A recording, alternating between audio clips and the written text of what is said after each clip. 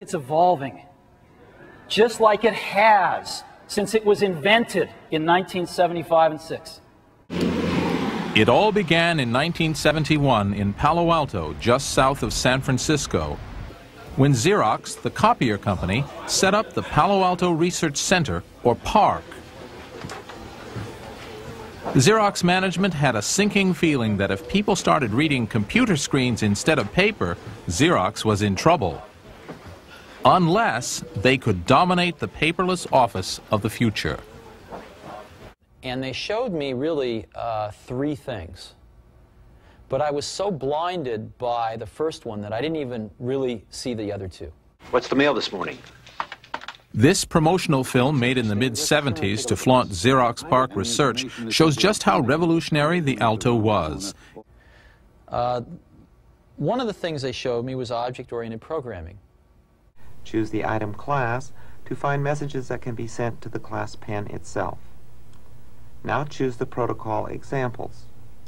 The adjacent message selector menu displays the messages to class pen, categorized under examples. Choose the message Draw Spiral. The text part of the browser shows the source code for the method Draw Spiral. Select the expression, press the second mouse button to obtain a menu, and choose the menu command Do It. This evaluates the expression. They showed me that, but I didn't even see that. The other one they showed me was really a networked computer system. They had over 100 Alto computers, all networked, using email, etc., etc. It was linked to other PCs by a system called Ethernet, the first computer network. I didn't even see that. I was so blinded by the first thing they showed me, which was the graphical user interface. The mouse is a pointing device that moves a cursor around the display screen. A selected window displays above other windows, much like placing a piece of paper on top of a stack on a desk. I thought it was the best thing I'd ever seen in my life. It was obvious to me that all computers would work like this someday. You know, in the early years, nobody knew what this thing was going to do. These were the prehistoric era.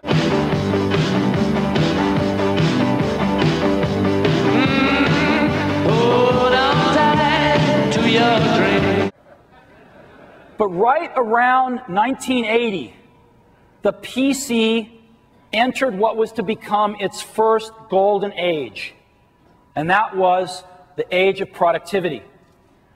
With the invention of the personal computer spreadsheet, word processors, followed up a few years later in Apple's case by desktop publishing.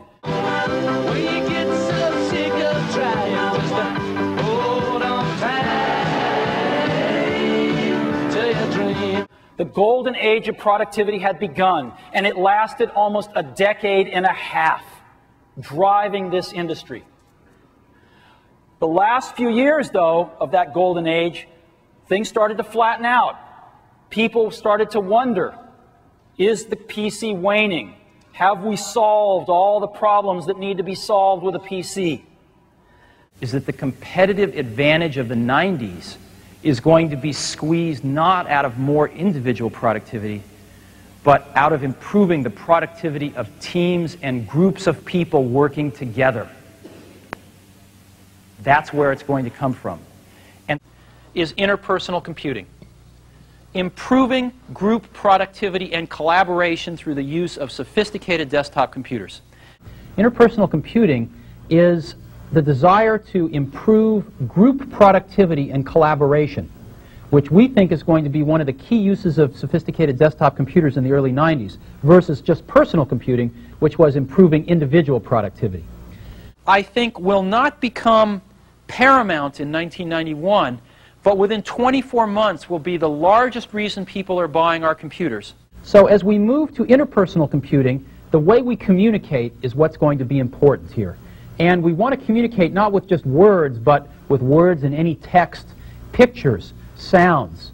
So we think that the most exciting thing of the early 90s is going to be to link these islands of personal computers together into interpersonal computing. This gives you a brief sampling of what we mean by interpersonal computing. But right around the mid-90s, we entered the second golden age of the PC. And that, of course, was the age of the Internet. Now, we didn't throw out our productivity, we kept using it, but we added to it this exciting new thing called the Internet. And the Internet propelled the PC both in business and personal uses to new highs. And it's been amazing what's happened with the Internet. Of course, at the center of this will be the idea of digital convergence. That is, taking all the information, books, art, movies, and being able to provide them on demand on what the PC will evolve into. The Internet is the next wave of the information revolution where there is as yet no industry standard, a world where even Bill Gates seems unsure. And iMac comes from the marriage of the excitement of the Internet with the simplicity of Macintosh. Even though this is a full-blooded Macintosh, we are targeting this for the #1 use that consumers tell us they want a computer for, which is to get on the Internet, simply and fast. Larry believes the PC will be replaced with a cheap device he calls an information appliance. It will be a glorified television which will access information and computing simply by connecting to giant computers via the Internet. And we started looking at the Internet, and the Internet is fundamentally a mainframe architecture, if you will. It harkens back to the 70s, where a web browser, think of it as a 3270 terminal on multimedia steroids. Okay? That's what it is. And all the wiring's done for you with the Internet. And the server's like the mainframe. And all the computation, all the applications run on the server. This is a very simple model, but it has enormous benefits in its simplicity. I hate the PC with a passion. Me going down to the store and buying Windows 95, I gotta get in my car, drive down to a store, buy a cardboard box full of bits, encoded on a piece of plastic, a CD-ROM, bring it home, read a manual, and install this thing. You must be kidding. Put the stuff on the net. It's bits. Don't put bits in cardboard. Cardboard in trucks. Trucks to stores. Me go to the store. Pick this stuff out. It's insane. Okay, I love the Internet. I want information.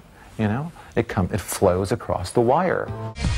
At Sun, we believe the network is the computer. And for 25 years, that vision has inspired us to build the open computing infrastructures that power businesses and communities around the world. As the Internet has matured, people are again asking, is the PC waning? What's going to happen to the PC? We think the PC is on the threshold of entering its third great age. And that age is the age of digital lifestyle.